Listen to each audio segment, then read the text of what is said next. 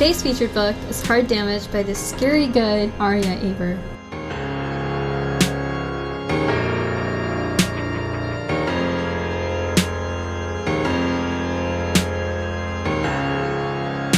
I love the surrealism in this work and how it lives right alongside the more documentary-like poems that explore heavy things like Afghan American relations. It is so tough to pull off both things in one collection, but Aria does it, and she does it well. The cool result of combining it all is that the surreal ends up informing the documentary, and the documentary informs the surreal, and it all ends up feeling very haunting and eerie, but resonant. I think that'll be very apparent in the poems I'm about to read. I'm going to read you 2 poems and give you 2 prompts. This is Asylum. Even poverty can be glamorous if you insist. Piss rusted on elevator floors, so gilded I mistake it for a trinket. Mother burrows her face in my hair. She bites my scalp for a hope. We try to integrate. It is a dream to have enough for a car. Mother says, one day we'll drive past palm trees to gas stations and buy lemon-salted almonds, by which she means one day we'll have a house. Our failures thread breadcrumbs into prayer beads. We are, by default, religious. Before I brush her wet face, I am still young. Who wouldn't be humiliated by a cold room the size of a casket, teeth cracked with ice? But suddenly, with her in my arms, I am no longer small. Dirty and hungry like a parasite. I wish I could carry my mother, my life's true love, toward the mirror, as if her caravan beauty could console her. Huddled together like lovers in frost, I watch ants march through her inflamed eye socket, a spectacular procession. God, is what we lack a shelter for the fragile to pass through? Does this refugee camp look like a life to you? On paper, I have a birthright. To the sadness framing my mother's eyes, this is meaningless, but it makes me invincible in theory. In theory, my mother is not a tongue running along the coin lock of a shopping cart, looking for the promise of more. But when did theory deposit me? When buy me dinner? Come to me, let me brush your face.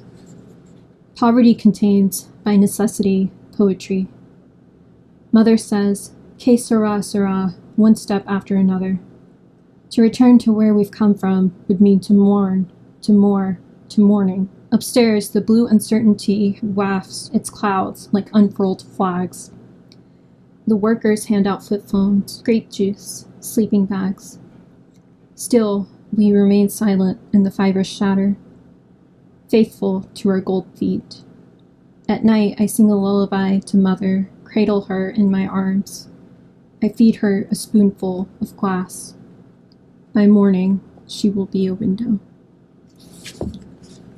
Your first prompt.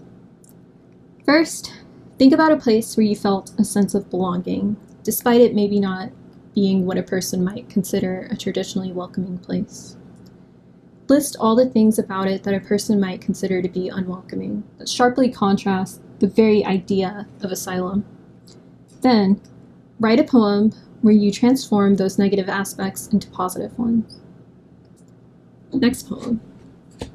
This is Self-Portrait as Wounded Doe of Artemis. I wake up pollarded, wrecked by desire for jawbreakers, hulva wrappers, diamorphine sparkling across the night womb. I need to assuage this fury at my center. Poppies tether me to the soil, while on my forehead the ghost of horns blister into skurs. Myrrh, orange blossom, lamb kebab. All I have now is naked, rubies rotting my head. I am the worst girl I can be, galloping, an invisible screech. Inside my body's untamable meadow, a herd of selves sows to expose itself, fur and itch. Under my dress of rods, I'm armored, hot and ready to pierce into Zeus. But he has lonelied this city now, so I perforate his trembling cats, the elders, stop me, split me. Yes, once I was frail with holy, a handful of pistachio shells crushed under my heel. Now I'm too much to handle.